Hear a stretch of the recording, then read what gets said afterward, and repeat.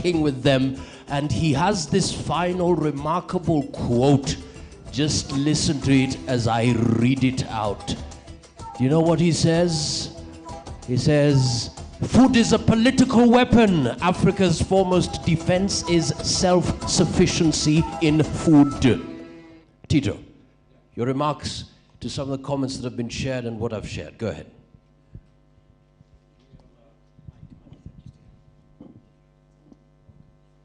No, that's okay. Thank you. No, thank you very much. And I mean, even going back to that headline and what also the advisor from the ministry said. You know, you remember during the remarks of the chair, Dr. Bima, there was something he talked about land and the issue of access to productive resources. I mean, this is a critical issue. So we've got, say, the government coming out to say they're going to make land available. I think I liked how Dr. Bimal was negotiating and saying, you know, how does that land become accessible to private sector? I mean, these are key things. And that is how one of the ways that we're going to tackle this productivity issue. Because with giving it more access to private sector, but I would even go further. You know, we'd like to see more young people also getting into the sector. Now, how do we put systems, policies, and frameworks that make this possible? So this will be able to improve, you know, so people who can do it, do precision farming, and be able to increase the productivity. I think that's one critical element. You know, the other thing that was also said, I mean, on the issue of going beyond production to access, market access, I think we have to acknowledge that we have a big population. I mean, in terms of numbers of farmers, that's the main activity in the country. But how do we then also improve the whole area on aggregation? Because, I mean, that is what is going to benefit us from the economies of scale and everything, and including perhaps supporting in making us more competitive. So it is also critical that we look at that side as we advance further up the value chain. Then how do we improve systems to make business better? So that aggregation component is important. I think one of the things that this country is really moving in terms of at the forefront is the whole digitalization, digitization, ICT, and so this is also, and I think even right from government, when they were talking about the whole registration system for farmers, I mean, there's a lot going on in the digitization space that I think in a more coordinated manner, that's why I still go back to this coordination issue. There's so many initiatives happening, but in a more coordinated manner, the digitization agenda can be big. The technology, improvement of technology, digitization is big for this sector. So these are some of the points that I can make for now. And I really liked, maybe finally, you know, in all these things, what the chairman also talked about is then, yeah, putting the private sector in the same. For example, I mean, if you look at, you know, the investment made on this fertilizer distribution, I think there was something about, you know, allowing agro dealers into the distribution network. You know, if we are able to combine public-private, you know, so the public has an intention, but then they're working closely with the private in executing that intention. I think we are going to be putting more money into the pockets of our farmers, into the pockets of the private sector people, operators, and we will be building the country rather than having our money getting out. You understand? I mean, let's get those resources being used efficiently and working with the people in the system already. You know, we've got many private sector people within agriculture. Why do you have to look for other external people to do business with? Right. So these are my thoughts, just my thoughts. Tito, thank you so much. A big round of applause to Tito, and we'll be coming to a close. It's 44 minutes. Richard. minutes. 3 minutes, please. Thank you very much. I also want to congratulate the chair of ASNET and the team for this summit. I think this is important for us to have dialogue, how we can improve our situation. For agriculture to develop, or for us to be able to have sustainable food systems, the clips you showed there is an indication that there must be political goodwill and leadership. And we are glad that under the bottom-up economic plan, agriculture now is being given, I think is one of the key pillars. But making agriculture a pillar is one thing. We must commit ourselves to increase investments into agriculture. The budget I saw that was approved recently, I think we may get about 78 million shillings. 78 billion shillings in the agriculture sector. When you compare that to health and education, then we are not really putting a lot of resources into agriculture. In terms of investments, I also want to believe that I know there are county governments that are represented here. But a lot of the money that goes, the shared revenue that goes to county governments, it is for the devolved functions. And the devolved functions counties have is agriculture and health. We need to start asking ourselves how much of those resources that go to counties are being invested in the devolved functions. And one of the advice that I would want to give also is that we need at the county level to look at what is it that we have in terms of comparative advantage, so that we invest in value chains that are of comparative advantage to particular counties. For example, when you go to Nyandarua County, potatoes should be where they should put most of their investments, both in production, value addition, and processing. They should also put maybe more money into the dairy subsector. Let me touch on extension services, because this is something that is seriously affecting the sector. To me, many of us, even at the national level and the county level, we are exiting from service. Counties are not employing new officers that can be mentored by those of us who are due to retire. But apart from employing new officers, we also need to look at innovative ways that we can use to provide extension services. Those visits that we used to have by individual officers, in the current situation, that is not going to work. We must invest in innovative ways, in technology and digital platforms for us to be able to provide information to our farmers. Thank you very much. Well, thank you so much. But John, I have a question here in regards to something you mentioned about, let's have the screen very quickly. This is a story that was in the dailies recently, and you mentioned smallholder farmers. So this was a report, this was an article by Catherine Karanja and Bruce Chimjor. Link farmers to markets for a better return on their investments. And there's a question here that they start with. Listen, every time you buy groceries from the supermarket or the mama mboga in your estate, your money goes not to the farmer who grew the crops, but to brokers who know nothing about farming, but everything about markets. Why has this become the norm? And how do we right the scales? How do we change this scenario? Go ahead. Thank you so much for that question. But before I answer that question, I want to start as well from the word that's coming in this forum called comparative advantage.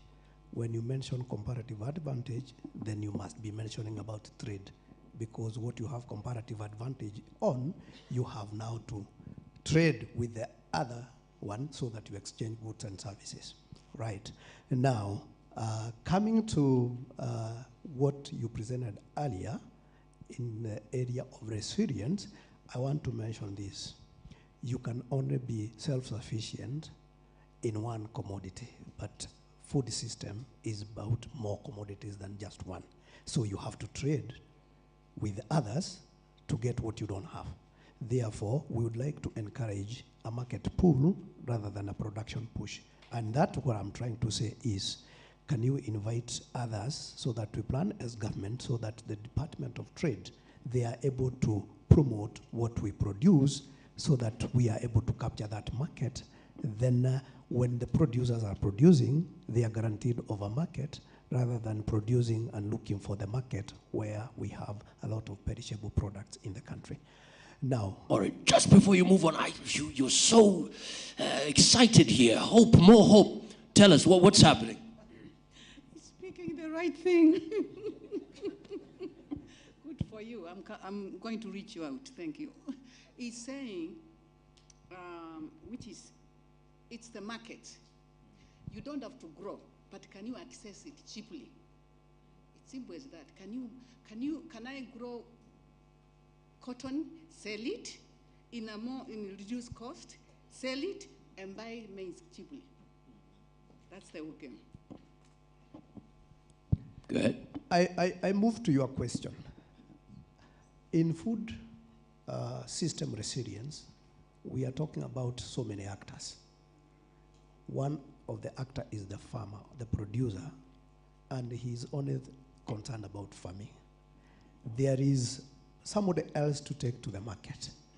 And these people you are calling brokers, sometimes we misunderstand them. These are marketing agents that have value in the distribution of food to those other places. So basically, there is this general comment that we have brokers that are demonized all the time. We have to differentiate those who are of value and those who are criminal elements. You know, we have criminal elements in the market, but not brokers as such. Brokerage is an economic activity that is valued in the marketing system. So therefore, we need to differentiate what you call emotional branding of some people and analytical and clear delineation of who is doing what in the food system so that we are able to take on board all the actors in the food system because everybody has a place. Manufacturers, processors, transporters, they all have their function in the food system resilience. So therefore, without now getting to the details, whether we have really touched the brokerage and their function in the marketing system and the criminal element, because I can give you, there are some areas that we have criminal elements that probably kind of hamper the free flow of goods from the producer to the market.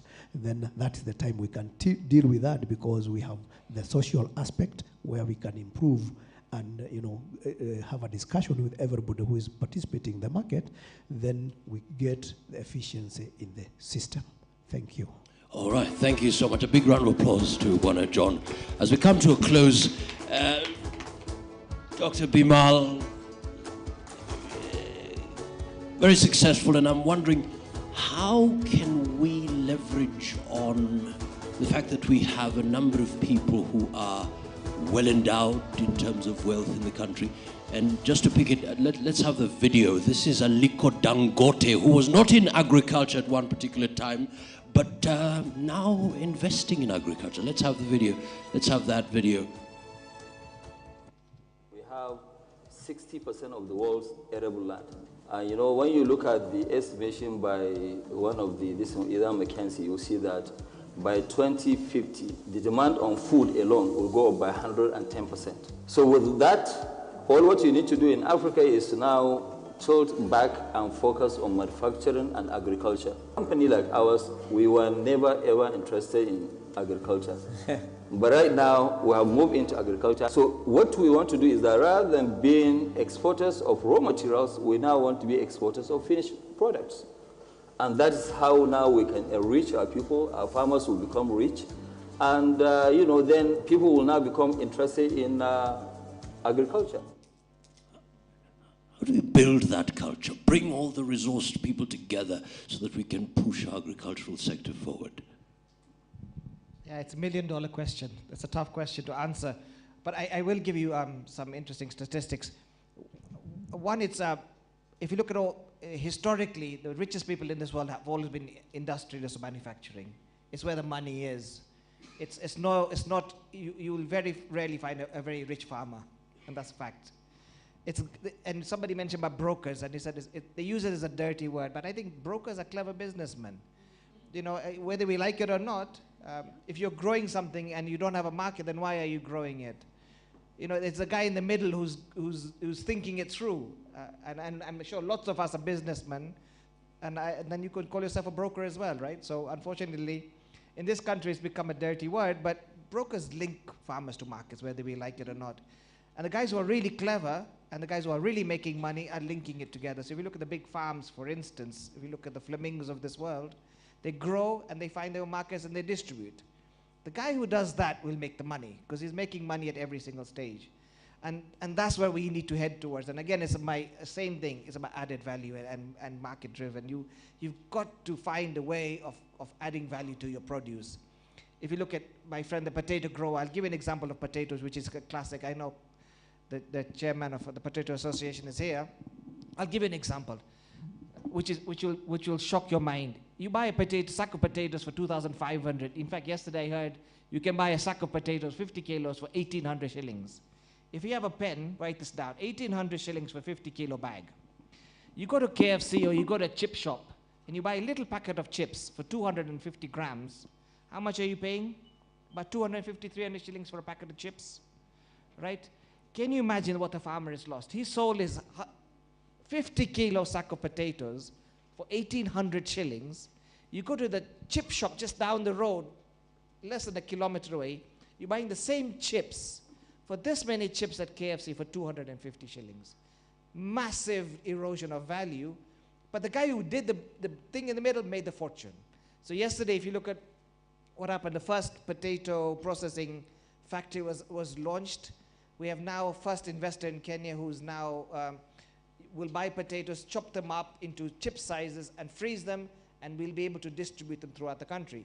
Now that man will make money. He's going to buy it 1,800 shillings. He's going to chop it up, freeze the chips, distribute throughout all the KFCs in the country, and make the money. Really, guys, we've got to think out the box. Don't be a farmer without having the market ready. Don't be a farmer if you don't know what you're going to do with the produce. You're going to be stuck with brokers and middlemen who are just going to exploit you. You've got to be clever. And I know my potato man there will tell you the story on just how difficult potato growing is. But now, because of his association, the Potato Growers Association, they've got people investing in that sector. Sugar, maize. You buy maize, again, make flour out of it, 5 times value addition. They're going to make the money, not the farmer. Oh, thank you so much. Let's close. Thank you so much. How do we all contribute to enhancing resilience in the food systems as we close? Yeah, everybody needs to contribute. Maybe a word also about the market linkage. Currently, as my friend Bimal was saying, broker has a negative connotation. But a broker has a function. But the problem here is there's an information asymmetry. So the farmer has often no much ideas about how the market looks like and what could be done. And that's the advantage of somebody who buys the produce. We had the PS cooperatives here. Let's think about how can farmers join? How can we support that so that this information asymmetry is a bit more equalized and that they have a stronger purchasing power. About contribution, yeah, I mean, when we really want to move an agriculture and food agenda, I think we need a very inclusive approach. And I said it before, and sorry for reiterating, but I think This summit brings together stakeholders from various areas and is very inclusive. And if not here, where else we can make a difference? Where else can we have this conversation on who needs to work with whom? How can we steer that overall process on making our Kenyan agriculture and food system more resilient, more efficient, more sustainable, and more inclusive? I think this is the place, and that chance we should really use. Thank you so much. Dr. Amudavi? Thank you very much. Yeah, thank you. Just some quick reaction to an earlier question on agroecology and agricultural intensification. Now, I want to put this question in the context of soil health, and just to say very briefly, the question of soil health, which is very key to our increased productivity, and for that matter in a very sustainable way, is not conditional on only inorganic fertilizers. I think this is something that we have to accept, that if we really need to deal with productivity, then we ought to think beyond inorganic fertilizers. And with the global effects around availability and the costs, it is just becoming extremely prohibitive. And this is the question. Then how do we sustain our production systems if we continue to depend on only chemical-based fertilizers? Can we also invest in other environmentally friendly fertilizers? Can we do some research in this area and have development initiatives around that? These are important questions for us as we think through our food systems. We haven't talked a lot about consumers. Is indeed a right for us as consumers also to understand what we eat, how it's produced, and what effect it has. Lately, and probably if I was a medical doctor, I would probably give credence to this. Look at the incidences of cancer. In this country, they are spiraling. And one asks, why is that the case? A few anecdotes are actually relating this to the nutrition component of our foods. Some studies have also been done in some urban areas looking at the residual levels of pesticides in the vegetables that we are consuming, and they're extremely high. So again, we need increased consumer education and awareness about what we eat. And that also goes by extension how it is produced. And this to me is an important aspect that we need to consider in our system. And finally, yes, brokers have a role to play. But this is also the need for us to look at how do we shorten our supply chains. Sometimes when you shorten your supply chains, you reduce our reliance on the brokers to do business. And we only need to bring them where we feel they're absolutely necessary. So what is the role of farmer organizations, farmer associations, to pick up some of the functions that perhaps are taken up by the mid-level people who fleece off farmers of the hard-earned produce? Ladies and gentlemen, thank you very much. It's been a pleasure for me to be part of this summit. I hope the conversation will continue. And very importantly, we should have a framework for Kenya that clearly shows the agenda of the food systems transformation, how we can get there, the tools that we require, the different players and the roles they play. I think this is not something that can be done in one meeting, but if well organized, we would be on the right pathway towards our national food systems transformation. Thank you. Ladies and gentlemen, a big round of applause to the panelists. Thank you so much indeed. I'd kindly request we take a wonderful photo, and at this particular point, the General Manager, Madam Thuo, please also take the stage so that we can take a photo together with the panelists, just to appreciate the work that has been done so far, the comments. Absolutely. Wow, that's a concern already right there. All right. So once again, a big round of applause to the panelists. Thank you so much indeed for sharing. And I know you had questions and comments. We have Menti. Menti is still there. So any question that you have, please post via Menti. In the meantime, lunch will be served.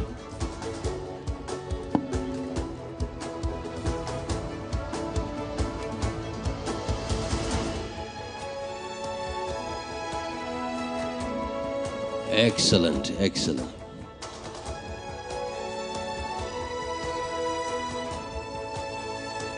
Asante sana. Makofi nyingine tafadhali.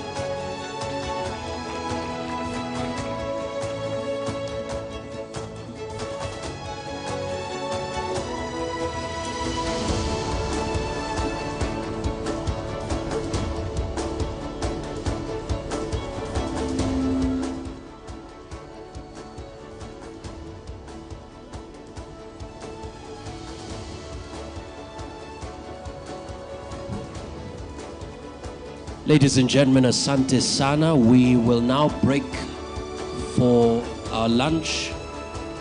I'd kindly request that we be back by exactly 2:40 to kick off.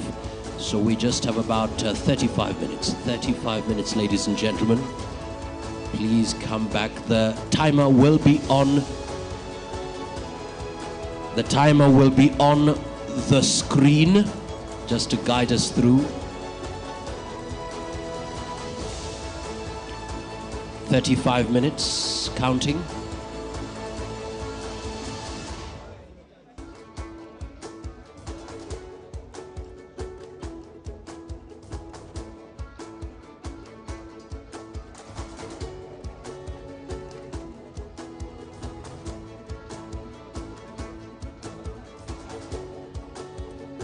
"34 minutes, ladies and gentlemen. Let's be back so that we can finish up. We have another panel discussion and some powerful presentations as well. Asanteni sana. Let's meet. 34 minutes.